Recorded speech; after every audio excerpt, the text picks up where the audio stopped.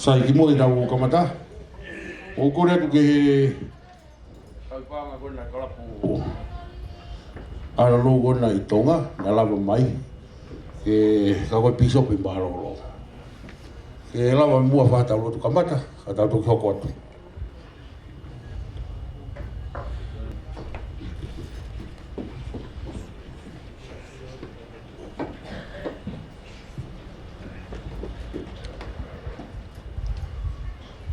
O toa ka mau tamai whakaiwani o whiona ke tāpuha ho awha.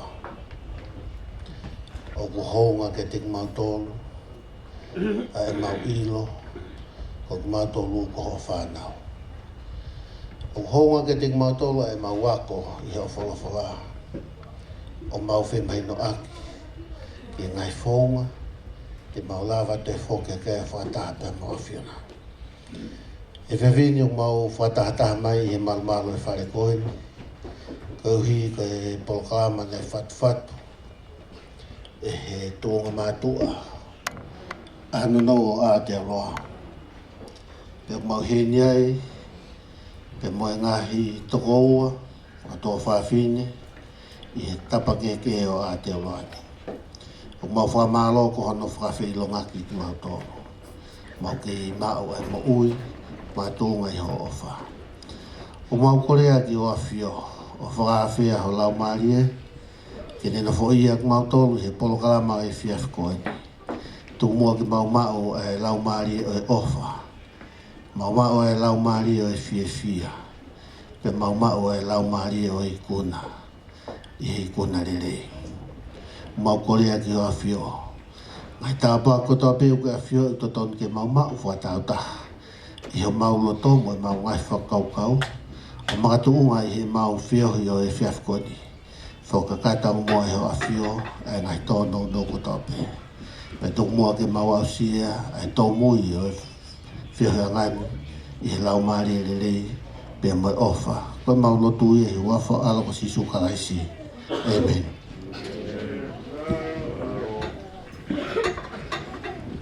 Whamaro atu ke piso pe le whaero kamata. Ko e rea taritari o e whiawhini. E whaia e sakas. Ako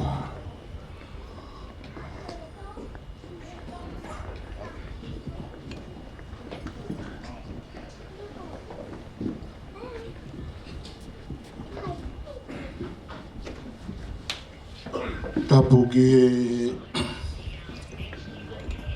tau tamai he wani. A whio i ho tau loto ngani. A tapu ea tau ki he whanau mu whakamopuna hou eiki. A tapu atu whainga. Mau mau.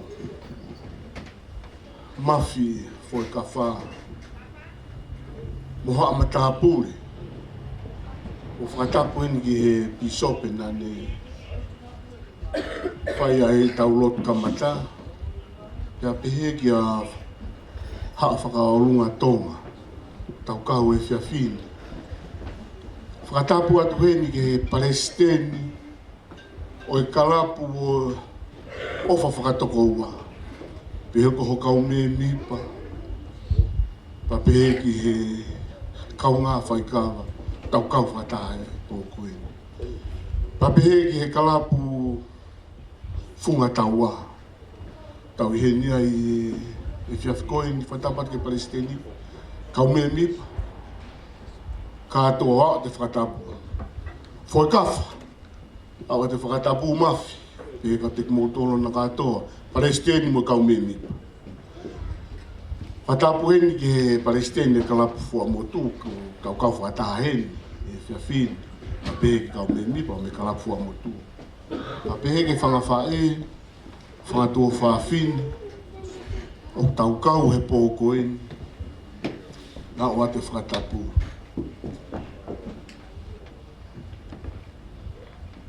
O koe e rea ho mau whanua ku pehe. Ua kai ngako whai ki whamoi. Koe tāla ia mei mua. Pea ngai ha e rea mai e kuini, he toko o kuini. Takai mai ni halariku. Hao sio he fuori polo vai atu. He mui kolo whamutu. Pea koe whekoni toi tahataha mai e ha e rea au mai ki lotu whamutu. O kulua e toa e tama. O toa e rea koe ni, fie lau. Koe ua kai u kwhai me piki whamutu. Nai uhinga ia. He po koe ni. O taha i he kakai. Talavou e whanua koe ni. Koe ko hakure hakuloi. Ko ho mauto u. Kai ke i lope nei hanga whewhe a e mau whai ke. Mo i tala au e whanua. Kolo koe ko whamutu. Wisa he mea mamahi. Koe masiwa. Koe rea koe nuk moona. Koe mea whakawale ka koe masiwa o kwhai ai ui e whia whiu. Me he Palestini o e Kalapu Ahononou. Ko sio ake peo toi tuu ai mo i vai ko lata i. E whiso mo luo. Aho mou fotu mai he whia whiu. O kulea he moni. A whio o tua. O tai maari ho mauloto. O mou lama mai. Ke whakakato ai whakaamu koeni me ia kim. Ia peke a sioni. Koe tuunga mātua koeni. He koe tuu o Ahononou, koe tuu ia he mui kolo koe ki maka. Halariku atu ai ki utu lau ai motua ko valo. Koe alu atu ia he wheitu koe. Pea koe ai e ahoni. Kau Palestini. Koe ke umau harea ku wheu. Ke atu ai e whakamalo. Mo e tari hounga ia ki moutoro. E he whawhinu. Tuke o tua. Ke tau kau whata e whanonga. Mo sanga. Ofa au tau whai awi. E he whiawhi koe. Lewa e malanga kau tatau atu.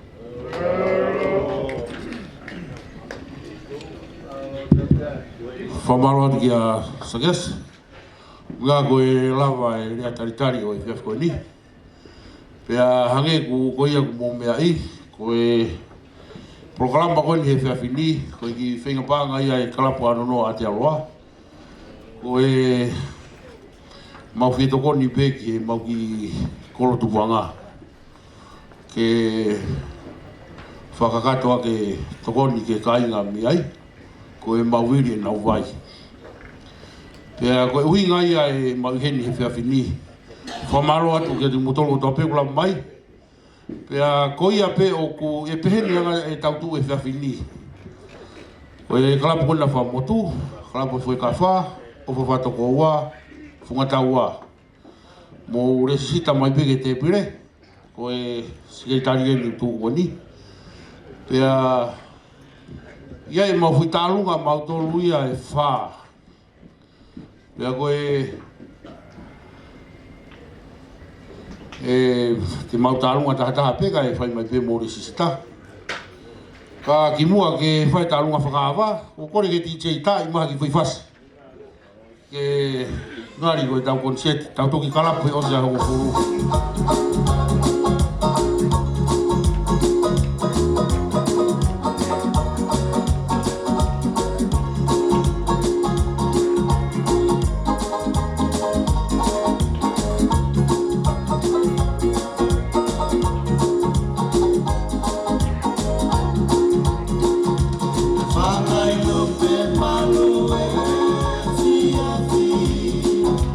Mama,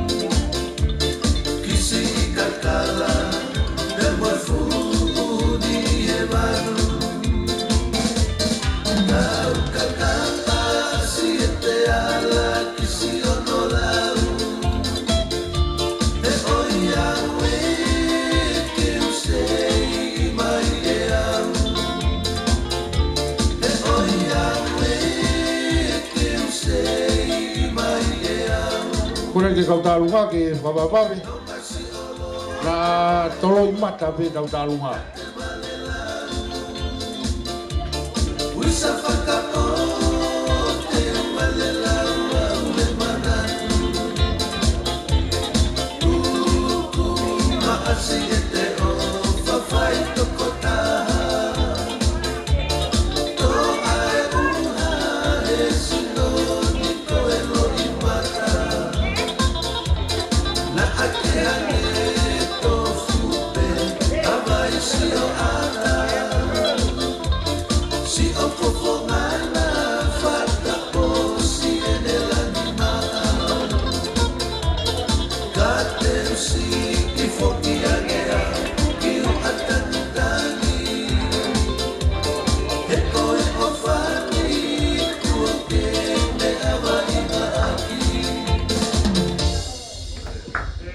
Mo kataki o kei kume foi fasi e talunga.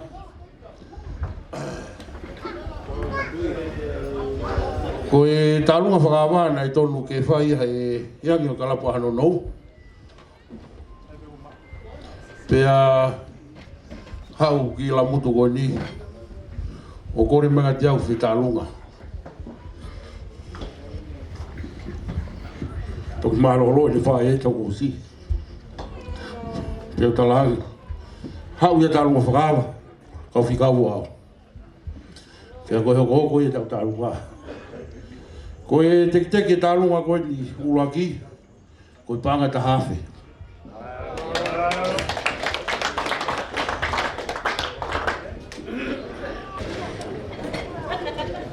Koe talunga koe ni, koe talunga ia ku whiwhine la tu whakalahi ka ku malolo. Kono hoa pe ni tauntu koe ni. Pea tā mai whasi.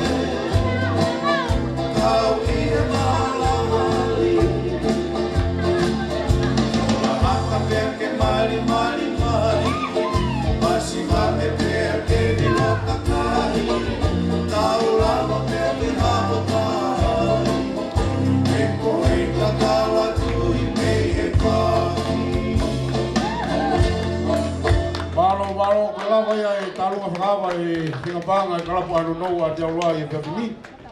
Ko maroa tu kia soi wakala. Ko e tokoni ko ke pai e Fundraising. Te mai talunga fikawa.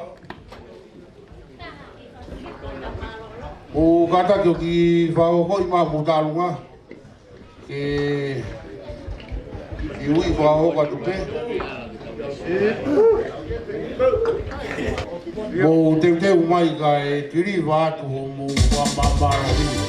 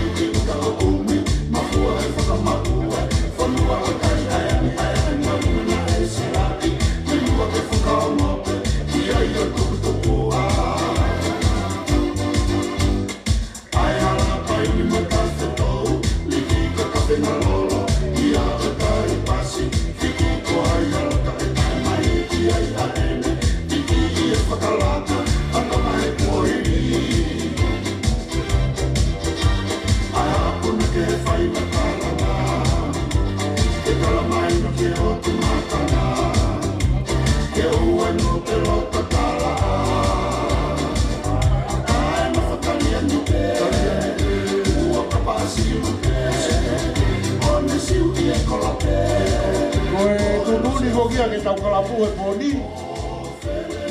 ko e whare e totongi katoa e Kalapu Ahononou e whare ko toi ngai Kalapu e poni totongi whare pea toi totongi mo e kawa inu peke he mate mo tata mamari e pe muto ko e po e lia ko e po Christmas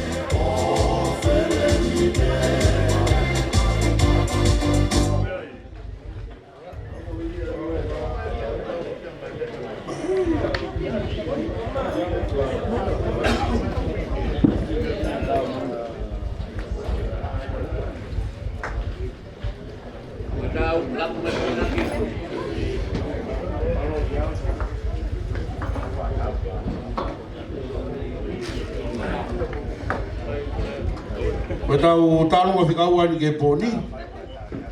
Koe tālunga ia ai Kalapu Ahononou Aotearoa. Ko no teki koe pānga e taha mano.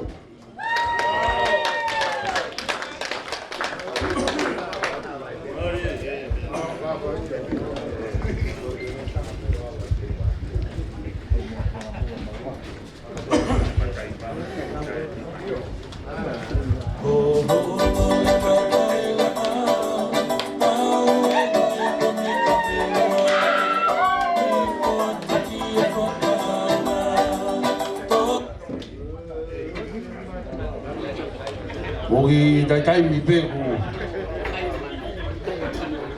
ange ku invest in DJ.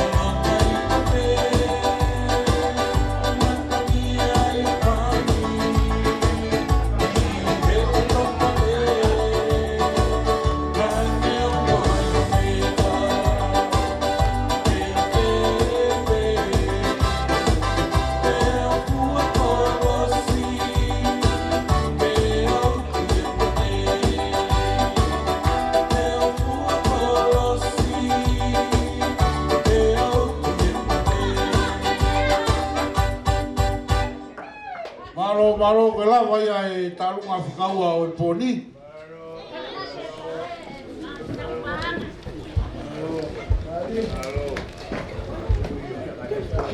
Ko e talunga na e whakawa e pōni. Whanga e tahawhi whanoa. Whiunga mo e tahawhi whanoa.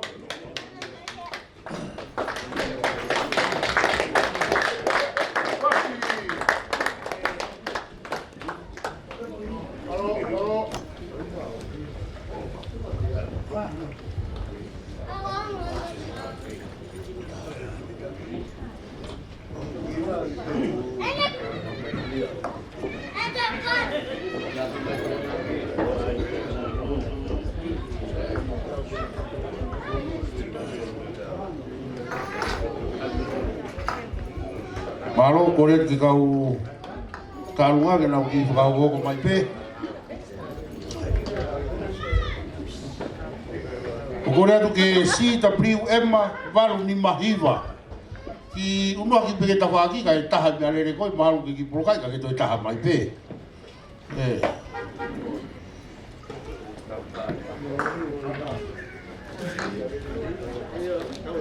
Nisan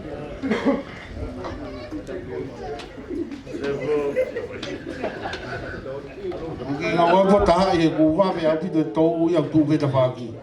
O takoi ko sa tayo, maro.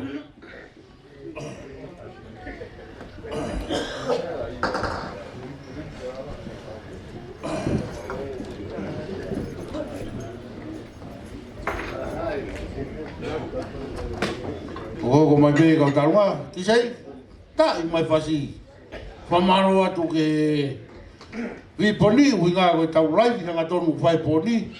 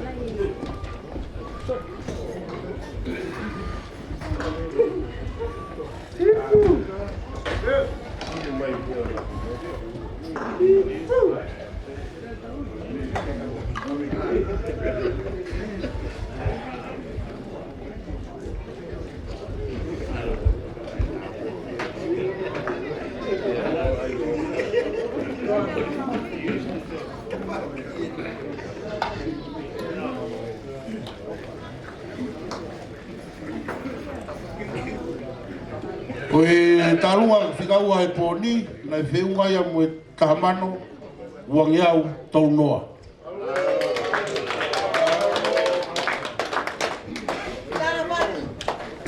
Tā mai te.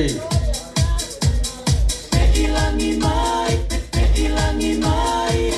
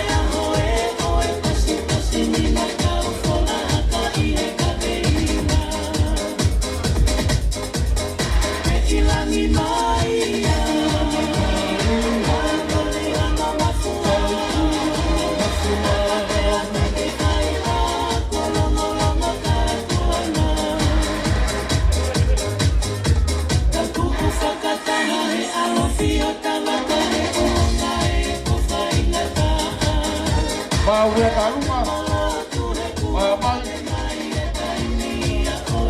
ue tarunga ko ni ko tarunga ia e taupanga pitonga e hau pe taupanga Kalapu pitonga o whahatu ni tarunga. Maro.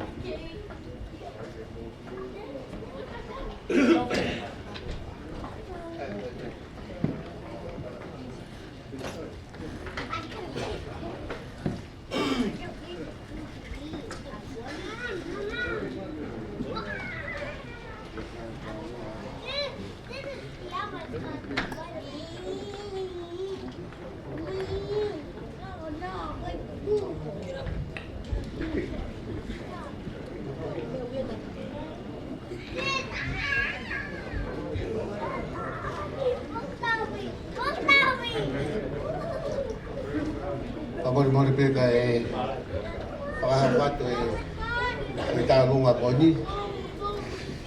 Dere mai mei tonga ki e polokahapa koni. Takia hape e ma ke tokoni aki ki he polokalama e sias koni. E whakalaulau noa ne whakahako. Tēnā e nere ngai e ngotangatani o whakatu e na Kalapu i tonga. Nana alang pinamo na whakatutu. Tohono ko ilakanga pita na nawang muya ko tahi panga. Nana whakare ai pinawa ko tahi panga na Kalapu. Wow. Peo whakawhisi au ia. Kung al talango ko hoa. Na mai ki ilakanga tahi panga kao. Peo whakawhisi. Kamaya ko hoa. Kapai ta ke ao hao moi ka takai. Tau tai ao ngai ke te kon mo mato. O ia na to tali fa tong ia. Ko ma ko popo na fa ya hoa. Ko hoa si ia Ameria.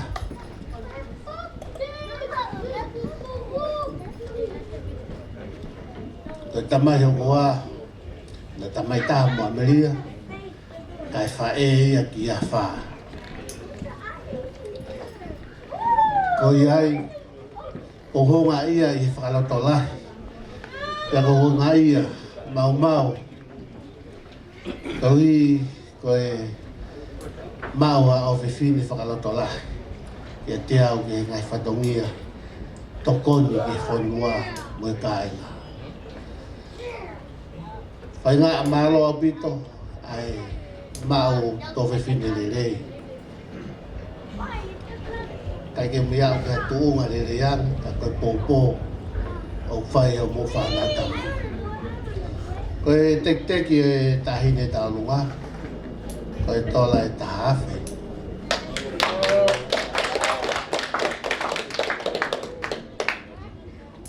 Koe ai,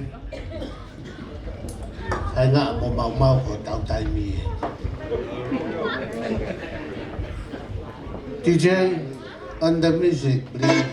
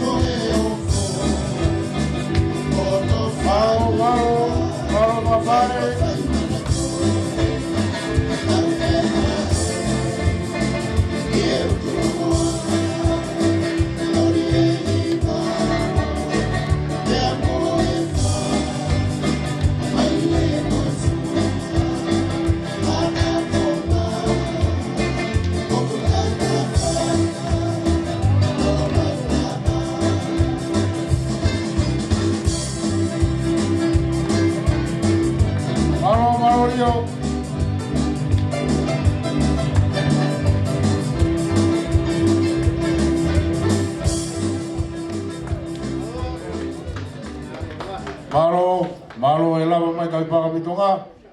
O fungai ni ki tālunga. Koe tālunga o ko, koe tālunga e tahine ko mapa. E mea mai pia mapa wharia ni tālunga. Malo.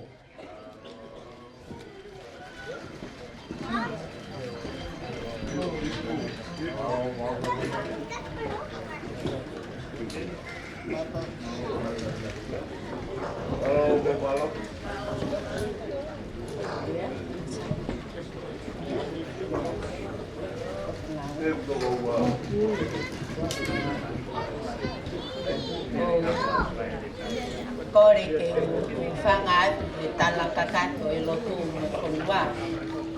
Kaya tā me ki mutua tuan. Ke whai ha tokoni. Ke koe pōni nai whakaofo ka te ki mautongi. Me toki whaka hoko mai he whangatunga ane koni e nau si whenga o whai. Ta kou talangi. Ko mea rerei, ia rerei vai ia. Vai e tolu, wha, ono, rerei. Kau rerei ki whonua. Ko kita whoki au ki te... No whokita i loto kolo, i whaamo. Ka koe... Ta tau pia whamotu mo Ahononou. taha kotoa te. Pea, leo ngoi ai where mo whafoi ai whatongia. Ka e leri mai pe, si pe kai ha. Pai atu tokoni na, a ngā tuai ke mau atu aha ki whuipangu.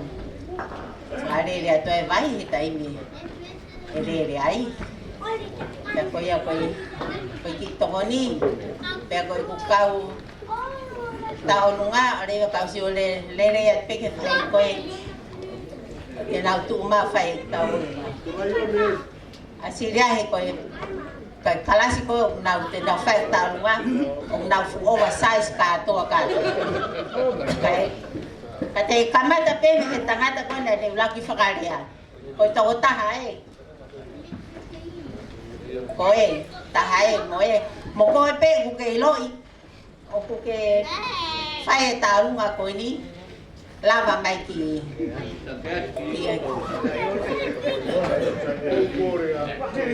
tu kotoa pe loto o fai e taonunga ke poni te a koe ki teke ki taonunga koe ni i panga tahasi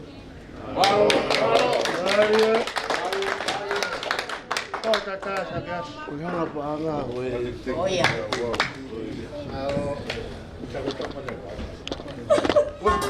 tai me tau kasi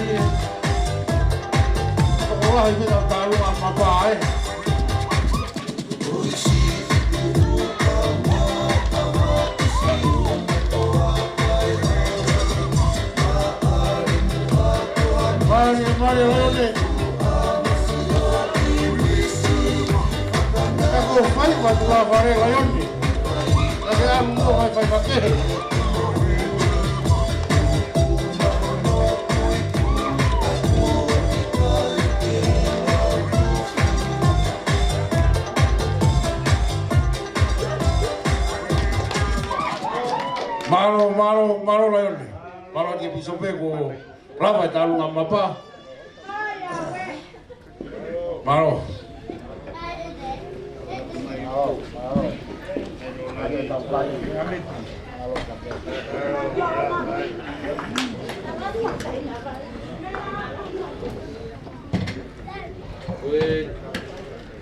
Ko ta lunga e tau panga mi tonga.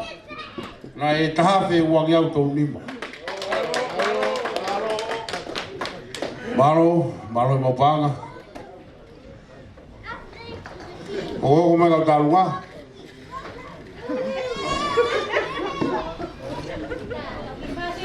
Ta mai DJ ya fasi.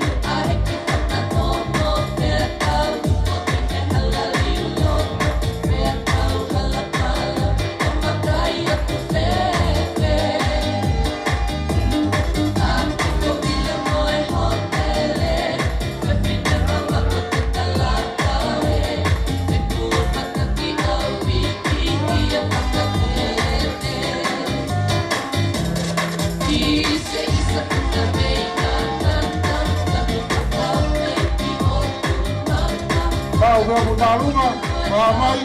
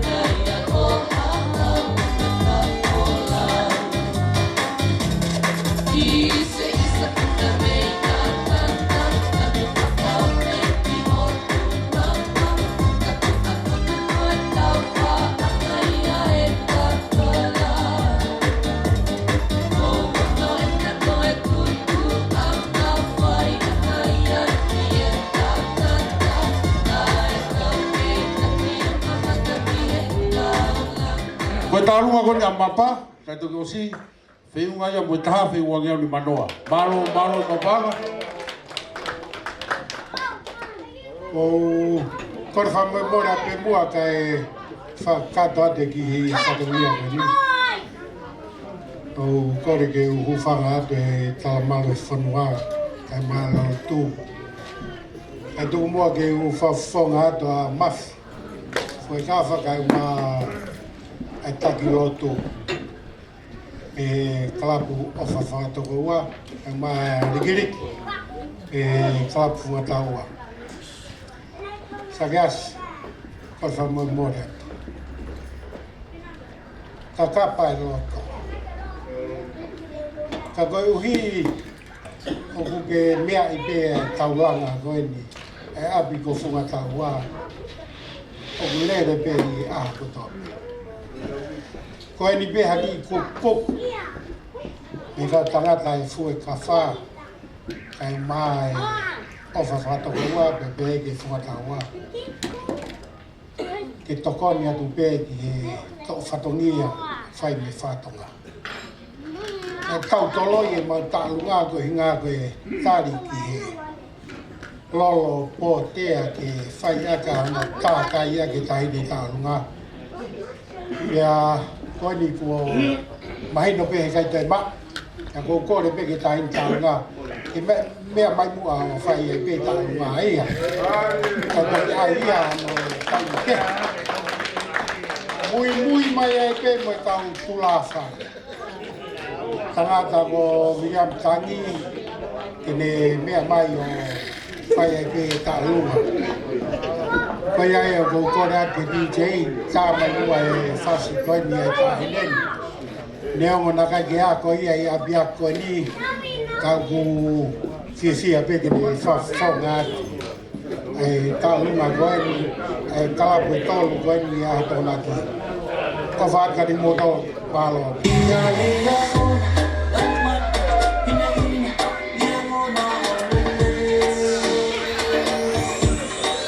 Marieta.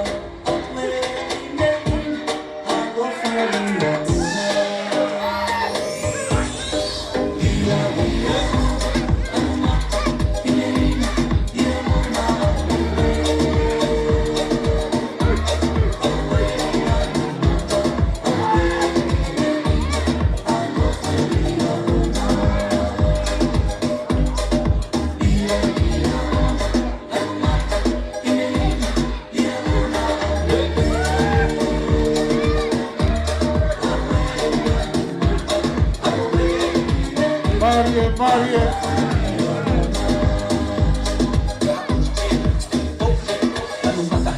Oh my God, Pila!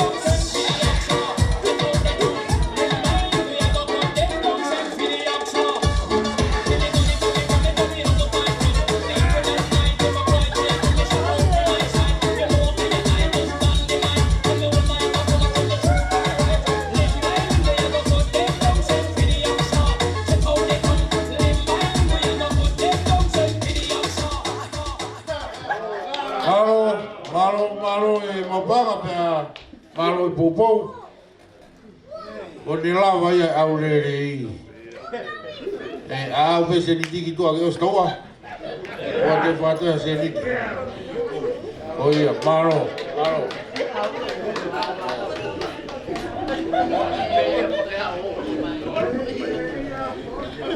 Tā e whasi DJ?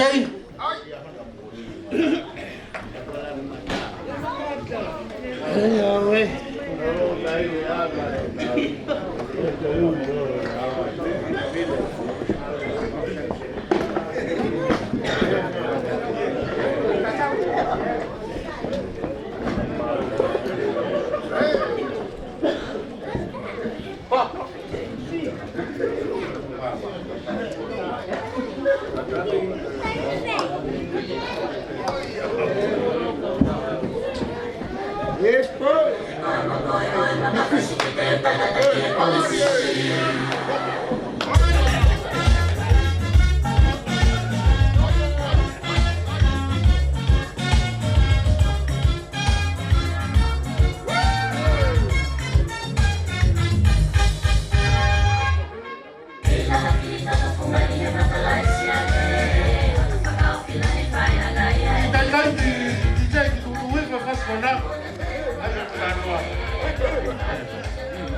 Ulangi tā mau koe whasilahi ka tō tā whasilona. Uana tō e tā whasilona te ki tā whasilahi. Maro.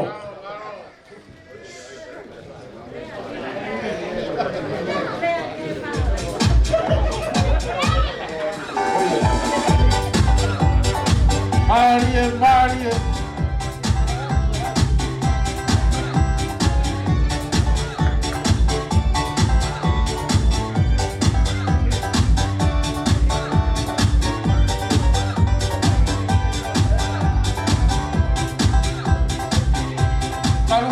Tarunga ia e tagata ko vai ko latai.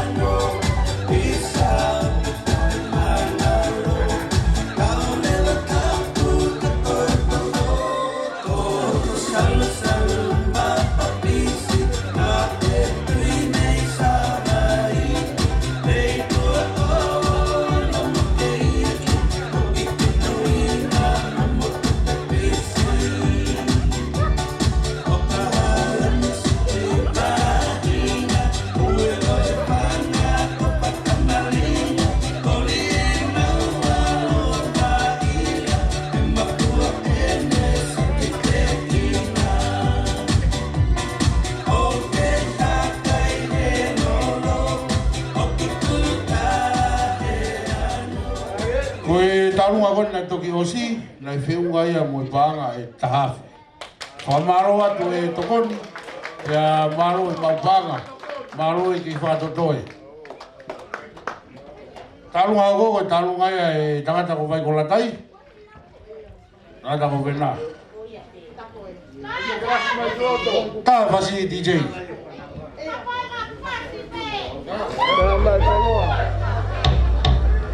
Tapu moi hou e ki oi otu wheri Marie. Kuonga oe who'i pini o te Kau taki lotu ke i puke ae ko wina ni koe Tino a tamai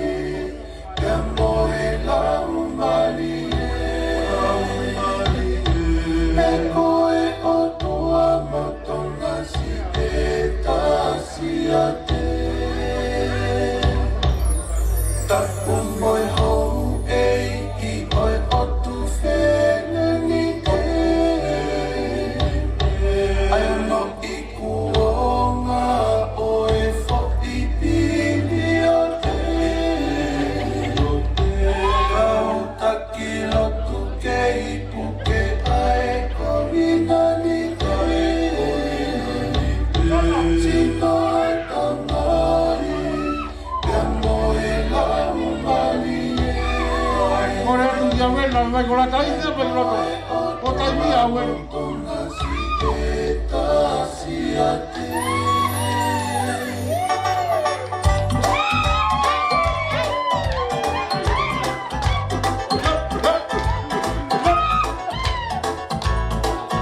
Maria, Maria.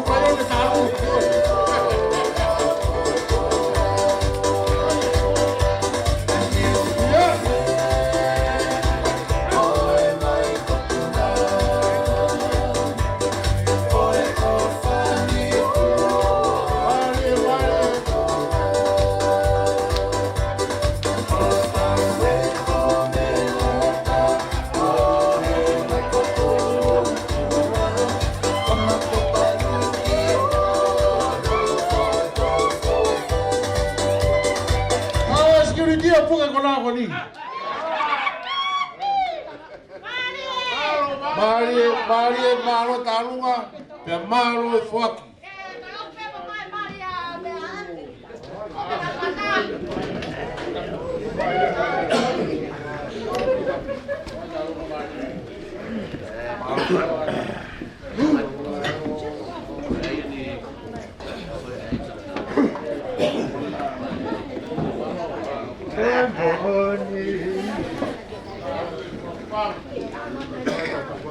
Kore miu patapi o tua le afie tau tonga patapu atu mau pe painga ya kore ke ufangatu ngahi tala patapu tala mo ka pui e so yangan ai tu mo ke painga mari ko ni wakakato ati di patongia koen ya ange ko le atar na e amata ke sa ke asi so yangan kau faftai pe ke tua ko e to fahala tau ravin konua e pe fakoloa ko e frau ko e fotu e a ko ko fa mo pe mau e ke fainga ka mai tona e kau fai kawa e apini tu mo fa mare ko ni pa mai presteni ka fu motu pe ke no kau bi pa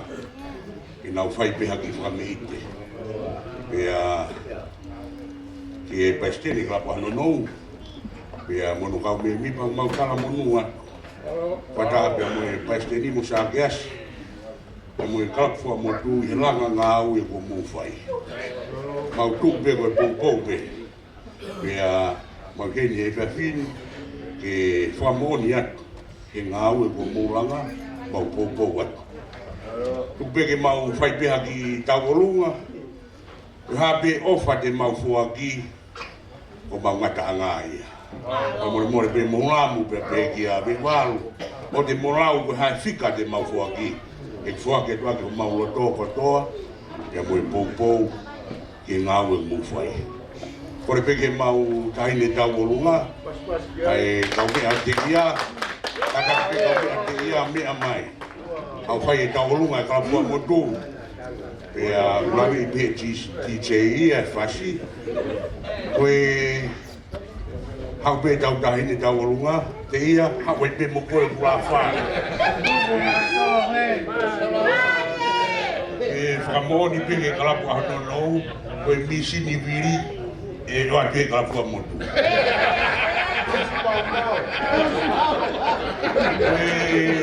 e mulamu pe pegi a me walu me tonga e Kalapu Ahononou ko e tek e tauolunga e Kalapu motu ko e panga te hafi ni mangeau ko e peka weni pa mo peki whaafai mo peke ki loloto ke whai ake tau tokon ki he tauolunga e kau mea te ia tataua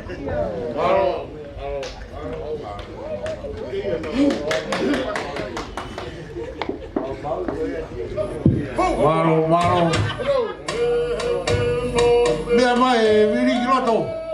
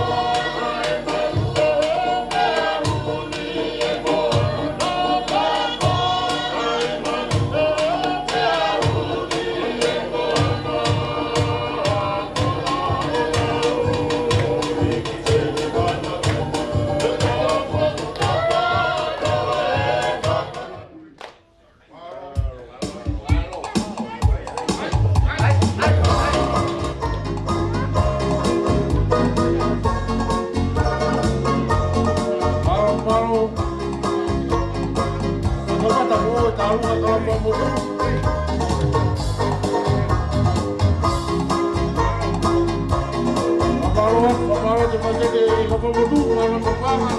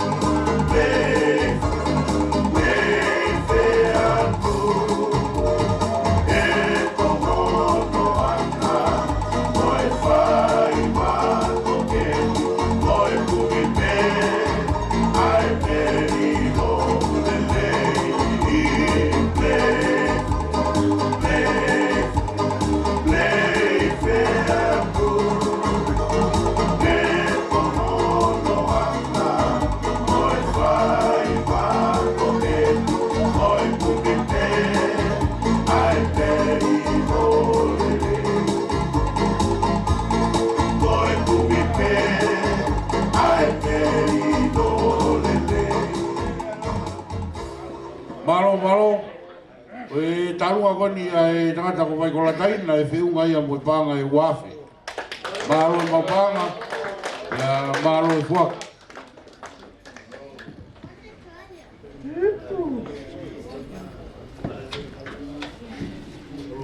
Ka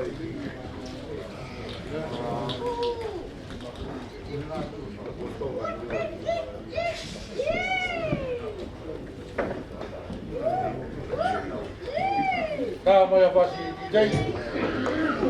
Au taitai e pere talunga hoko.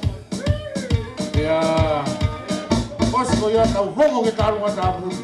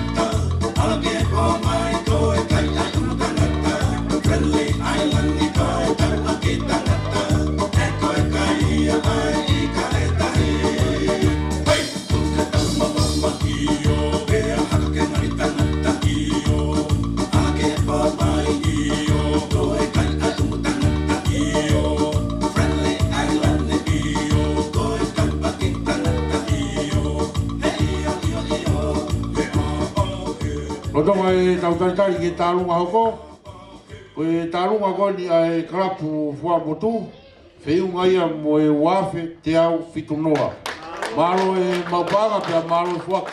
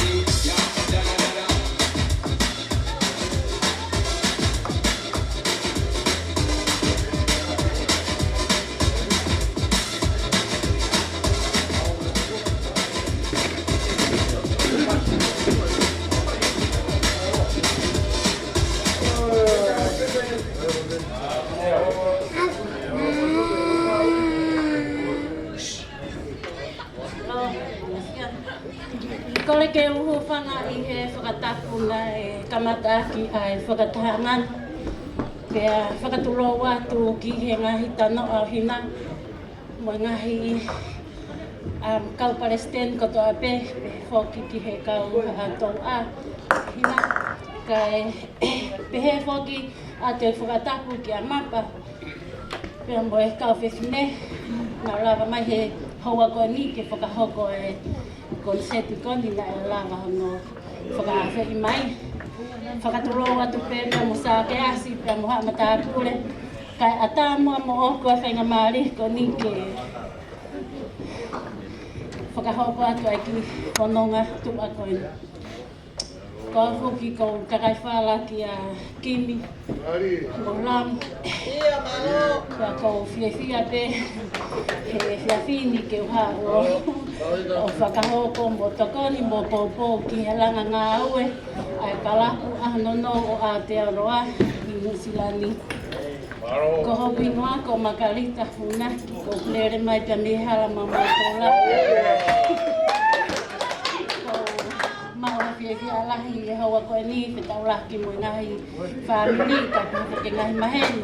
Ka wholau mai pia me tua pureanga whamarolahi atu ki he riboni ke a Solvesta pia ngawe aki e nau social media I he whiawhin ka pehe whoki e he DJ ka te lo maro apito. Ka koe whanonga o e whiawhini o ku peheni. O si ene mahina taha te ke tala mai e mohu lamu. Mahina pe ka te au a inasi koko na whenga ki ai pia mo sione. Ko o se ne mahina taha o ke ahoni tiki e ke mai a kua maa koe taki inasi pe te ki ai. Ko inasi e nau haa whakapare aki kone kau moanga peheni ai. Ai whakakau ko tokoni pe pia moe ofa. Ko haa pe haki I whaki he whamiri ko ni e whanawa kimi. Ma whiawhia lahi pe ke tokoni ki he kia mohulamu ka pehe whakasioni ngā pā ka motonga e kau me mi pā ki he langa ngā ue o ku whai. Ka kore pe mua ke he o ta mei tāru ngā ke nā laka mai lewa ki loto ka whakahoko a te konga hanoa o pora kalama. Malo, mahi. Malo.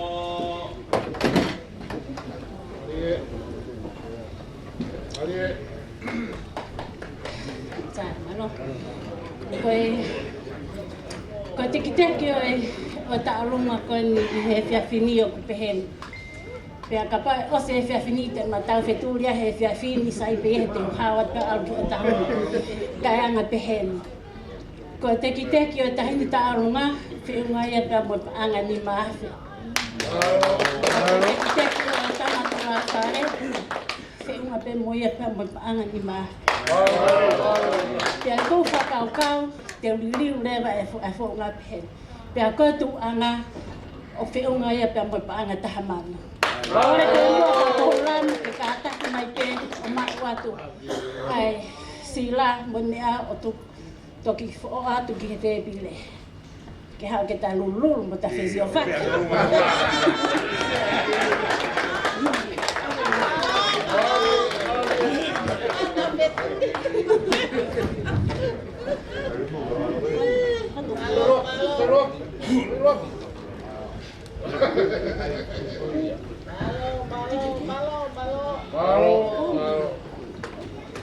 Kai pea koe hiwa tālunga, tālo kukumi hora foi hiwa ke whenā pasi mo e whiawhi koe ni. Pea koe atunga ia e te manako noa ki he whanua koe ni, ko paupeke te wheiwheinga ke kuma foi hiwa me he whanua me he kololahi ke whaia ke ai tālunga koe ni. Ka taki DJ o tā mai ai hiwa whamalo o bito.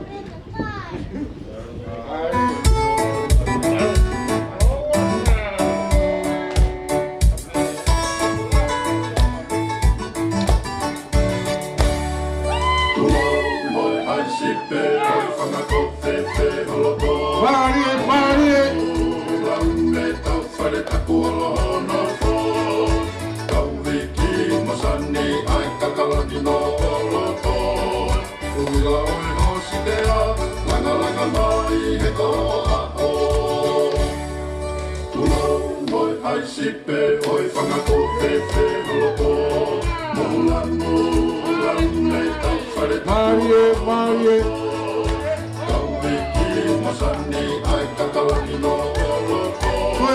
ko pe ko ke te tarunga pura fare to pe mui.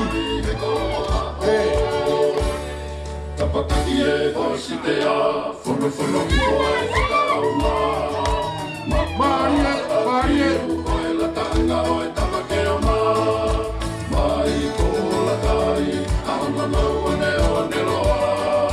Te koe kai ia, ai kuai kutonga. Tapakaki e hositea, fono fono ko ai whakaraunga. Maka aki o koe la tanga o e tapake o mā. Mai ko la kai, ahononou Aotearoa. Te koe kai ia, ai kuai kutonga. Langa mai, e korongo o tangata. Tui lau e hositea, toroku lakautanga. Langi ia, ai sisu koe mauianga. Api ko sa vai eke, mafua ola hakulatanga. Langa ia e manato ki e kuhare anea fi. Hala ka whae, ngano nei a wheho a konaki.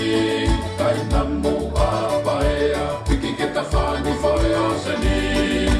Kia ai tōu kai, toki malolo ki lani. Langa ia e manato ki e kuhare anea fi. Hala ka whae, ngano nei a wheho a konaki. Kai namu a paea, piki ke ta whani whae o sani.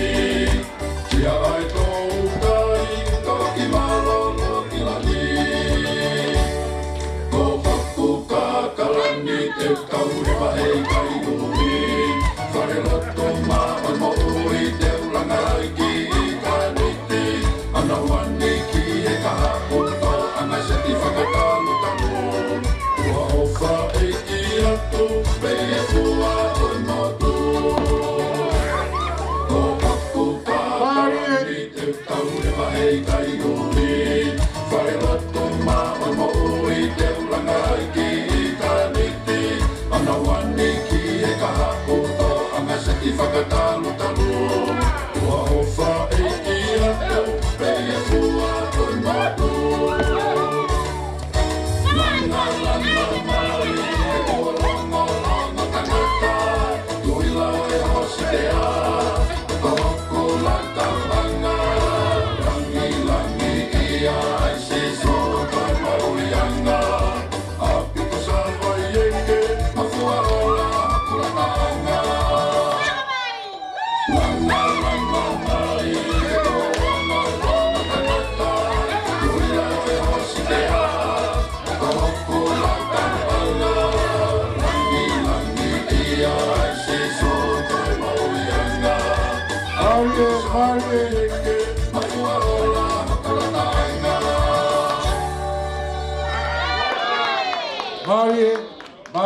Mari tarunga, maro kuaki. Maro mapanga. Taini me mamakoura.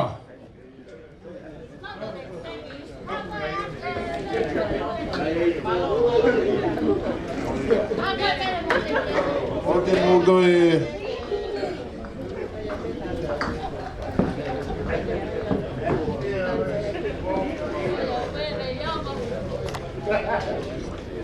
Maro mula mo e fatongia.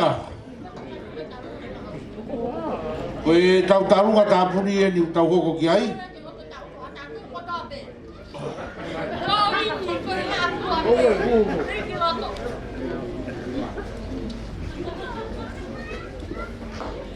Puka te kona na tua.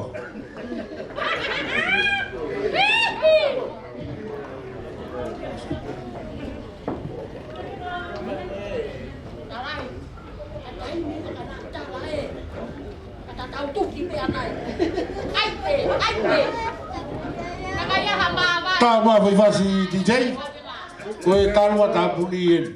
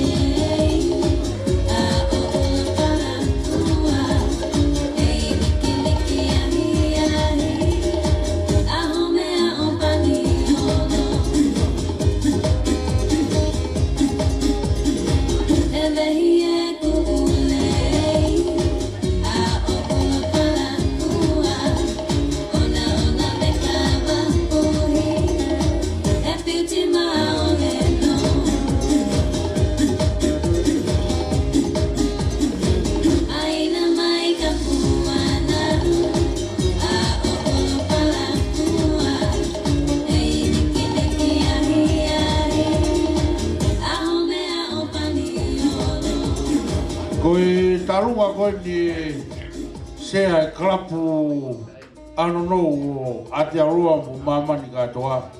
Peunga ia mo panga e ua mano honongi au tanima. Ua nima. Maro vito e ko falawa mo me Kalapu e tarunga Kalapu Amotu o aruhake ia o wafe uangi au. Maro vito.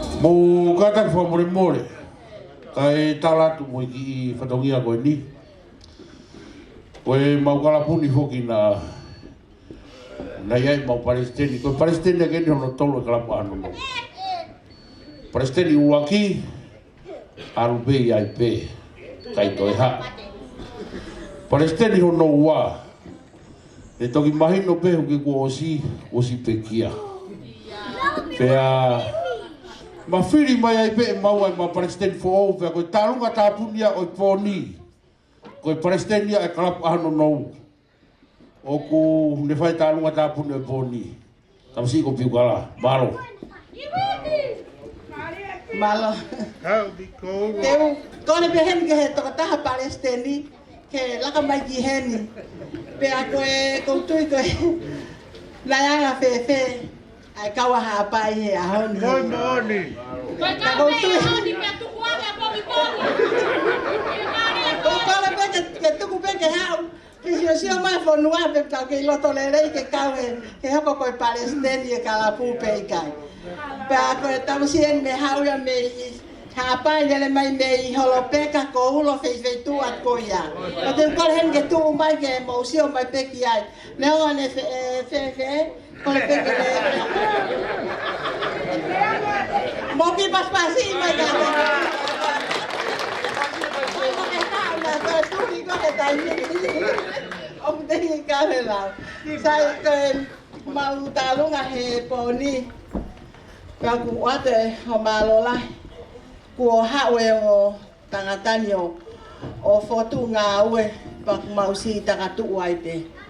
O kai ke puri ka mautolu wha motu, ai whamili ko ni ko whamili masiva, ka masiva.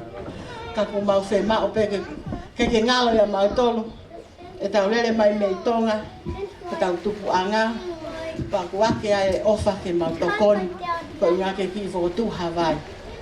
Pea koi ai, pea mau kau whiri mai ai tangata koe ni ke hau, ke hoko koe pou. Pea koe teki koe mau tālunga, koe paanga ni maase. Ko koe ke toko taha ke hau, na whawhai ku toi tūri koe whe maa peke sio ate, ai whonuaka koe. Pea koi ai, whiri. Ai o tuko tangata ake ake ilo. O tapaki mai. Ea tani te moki. Pea goia pe alo si fo tue mai fo. Koia, ti sei tama fasi koe tau ewa ki ha ano wapo.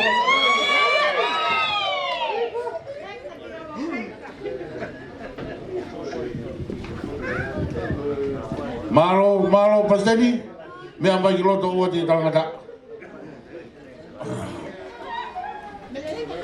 Ta mai DJ.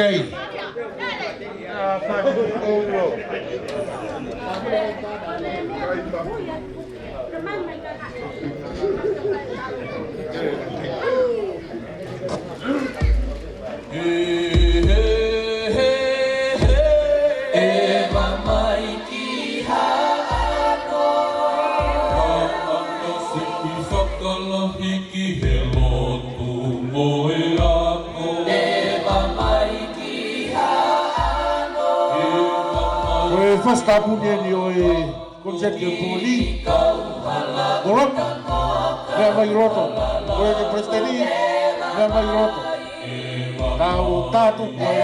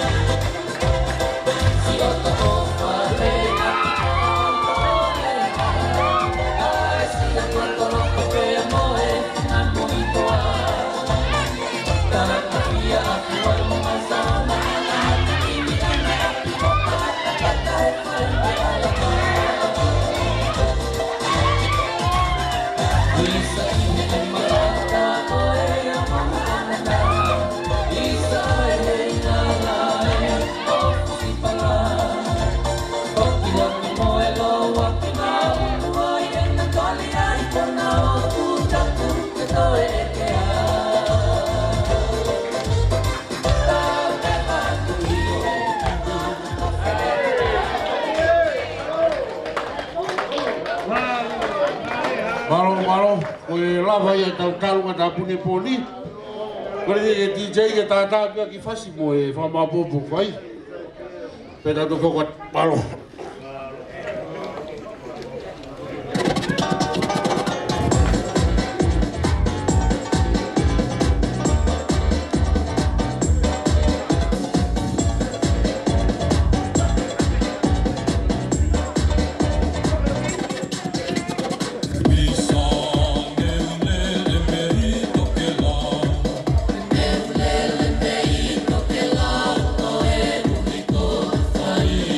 Come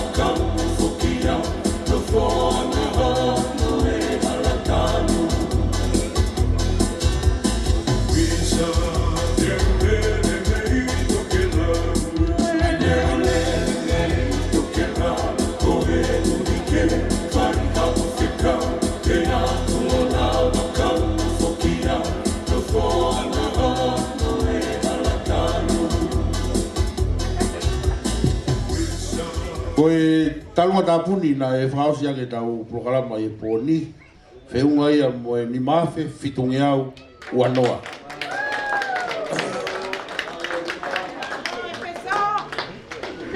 Tātā pia tau whasa. Ka e whama popo pe tau mea e pōni.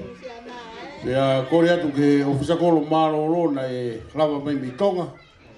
Ke ne hao whai refa māroro e pōni.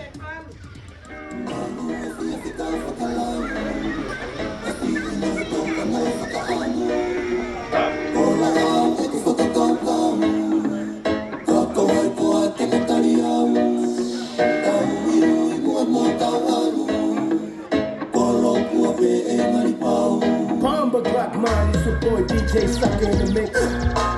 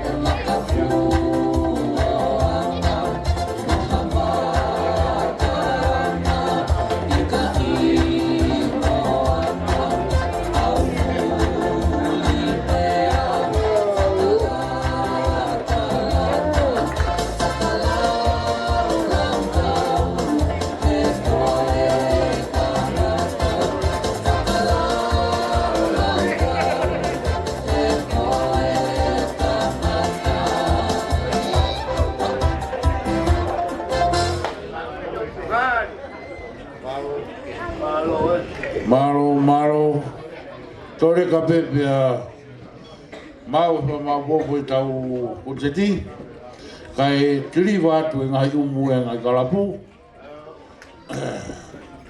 mō kawalahi, toi mea kai lahi, mō mau maari e pe.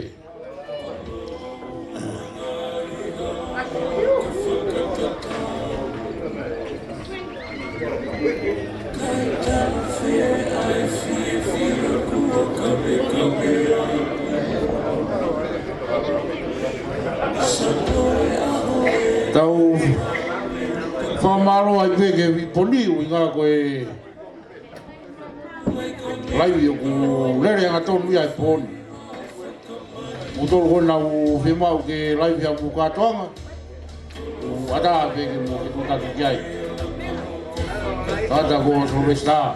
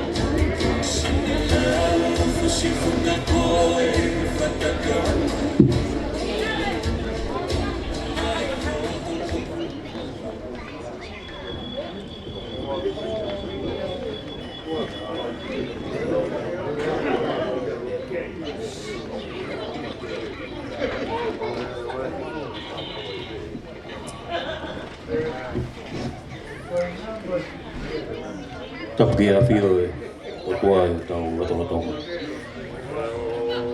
Tapa ke whanau a hoki. Kau mai ngai tunga whare a mata pule. Tapa ke kau parestenio ngai Kalapu. Tapa ke si ngai tamai kau mai ngai toko ua kau mai kau whanau. Patau foki e ngai whae. Kau mai ngai tō whawhini. Tau kau whataha. I whainga o pohon. O tō mua kore whamore atu. ko e ui ko te unga. Whakarea mai a mohulam, ke u whaia e whatongia koe ni. Nā ku wango i he whawhawhawha, pēr au toi whakaukau at ki he lakanga nā iai he kolo he tau whit. Pēr au pehe u kai nei kai uhinga e whakarea mohulamu ko ku tōnga whakawhamiri mo ia. Ui koe tūnga nā iai i he kolo. Kai ke o mau harea whiunga. O lawa mai he pōni o sio ki he whiowha ake o whai. Pēnā ku whanongo pe i tonga i he whakaukau koe ni. Pēa nei hangi ha misi. Nā koe e whia whin o ko mātā tonu. Ai whahinga loto nā e whakotua ke e whakaukau koe ni. Pēa poku ia e poupoula. Koe uhi koe ngai tau nā ku whaiwhatongia i he kolo. Ku taimi o mau ai e vai. Kua o te u haamo e ngahi whaingataa kotoa. O ku hoko ki e mawanga vai e whonua. Pēa e whakaukau koe ni o ku lerei whakaluku fua ia. Ki whama. Ia koe aho nai ongo tahai ki a te au ai vai a mau kolo. Aho koe nei puna ai e mō ngā whi. Pia nei uwhi he fua e funga whanua. Koe aho koe taha koe mea nei whi mau ke whanawai ai ngahi funga whare. Pia tokoni lahi ai wai. Ki he mui e kakai, pēnei lahi kakai nei holangi whamu. Pēmea nei onga taha ki a te au.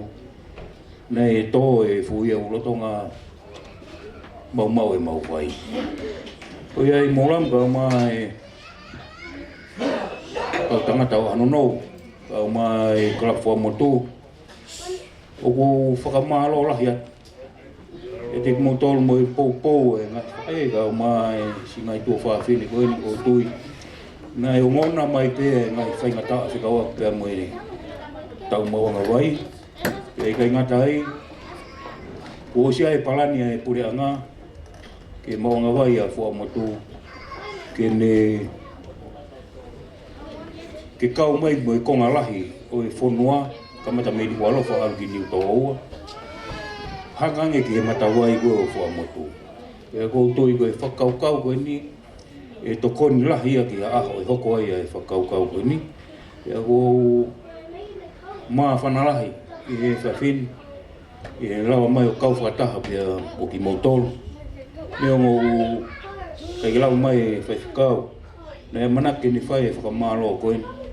Ai tū pē ki u whai at pē, ai whakamalo roto hounga mōni, o whawhawhonga i atu ai whonua whakaluku fua.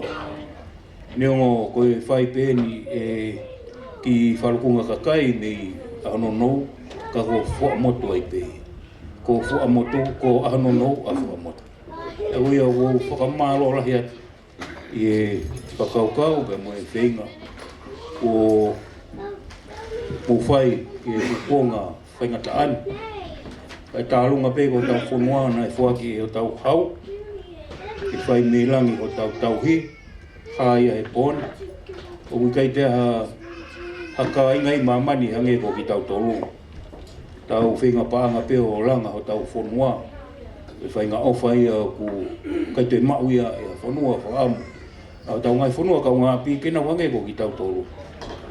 Ai ofa, o mai pē o whaingai ngā we, kau kai ngālo e tau tupanga, tau mai au kehe a kolo. Tau nofo whakakolo tatau. Pea mālo mua maa puke a fufula. Ai mea na tau tupu mo ia sio pē e tau mātua, ka maa e tau ngahi kui. Koi a kou whakamālo lahi ke tik motolu mo i tala monuat. Ki e toe ngai whanonganga. Ka au maa e teo e sāpatea pongpongimi. A mana pē ki tau mau. Anga ia konaki e wholofola a pongpongimi. Koe ola whakakatoa o e whenga ko tau whai i e whiawhini, e onga mai pānga e whaamano, whaafe, tolu ngeau, tolu no. Whaafa, tolu no. Maro atu.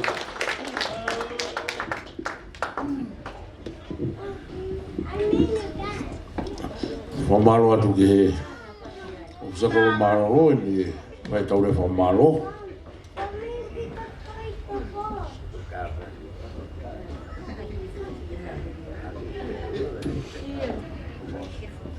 O gore ke he whaiwhikau mo i piso pe e Kalapu Ahononou.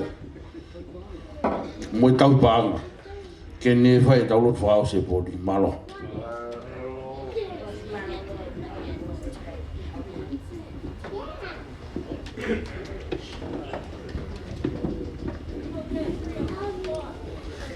Tau Tau mafu ko mau tamai whai wani a whena. Mau te hanga ke hoa ko ni mo e whamalo, mo e whawhitai. Ko hia ko e whainga maari e ko mau hini ai. Ko e tala ka mau inga ngā hinga aue. Mau ko tofu.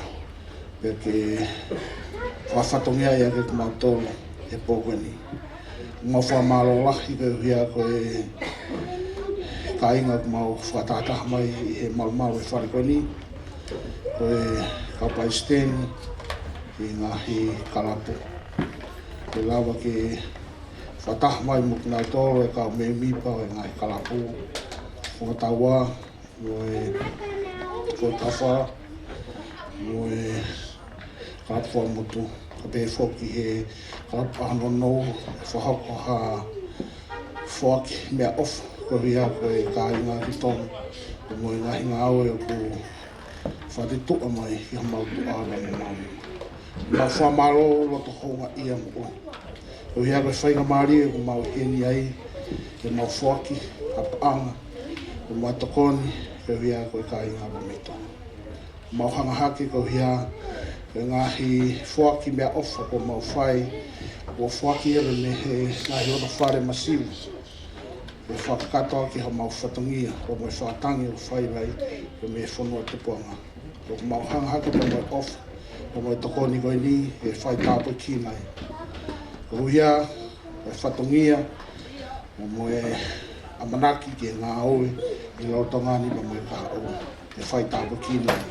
Whaola, whai wianga e kau tangata, te nau whahauka e ngā aue, kau maulakanga i Kalapu, e pehe whoka te kinau tolu, te nau whototu ia. Whatawangi, ki o wana hoko ko whamasiwa i ngā hilatu whare, ki ngā whamiri, ko nau whola nima i ofu, ko moe tokoni, ko nau whahe pōko i ni. A uatu, i ngā tāpua ki ka te kinau tolu, ke whawhonu e nau ngai ai angamea. Ke o wana hoko ko whamasiwa ki nau ngai whamiri. Mauhanga hake ka uia, e kau whorau nau heni, e ngā whitu keike, mo e tokoni ko nau whai, kau maulakanga, o e whakao, whisakoro, kau mā nau tole ngai whae, e whanakui, o nau heni ka pōpō mo e tokoni.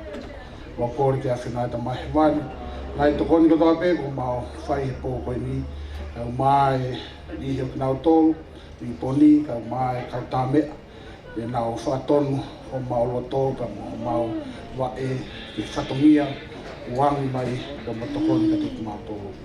O mau tai maari e hoa koe ni. Mau kore ke ase lai ka mai mani. Ke whakupūranga e ka mau tolu, ka me whakakati, o mau ngahi tono nou, ka me whaira mau ngai whatongia. Mau kore ke ase nā, toi ngā e whiohi he pō koe ni, e ki kau mo mau tolu, ka mau maha whiohi whiwhia.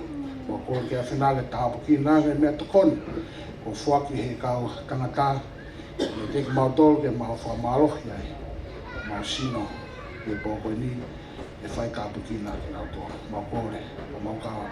Whoke atu ki o mau ngai api no whonga, ke ki kau e te ki mau tōru, pa ke mau ia ki mau tōru. Ko mau loto ia, mo mau kore, he wako ni, no to mau laha moni, wafo au sisu paraisi. Amen. O malo ati ke piso pe, lawa e tau lotu whaase tau prokalama e whiawhini. Ia opolai te mutolu, te malo ko mo whaki. Ko i ngatanga e tau prokalama e poni. lau wai motua hewa KitKat. Good night.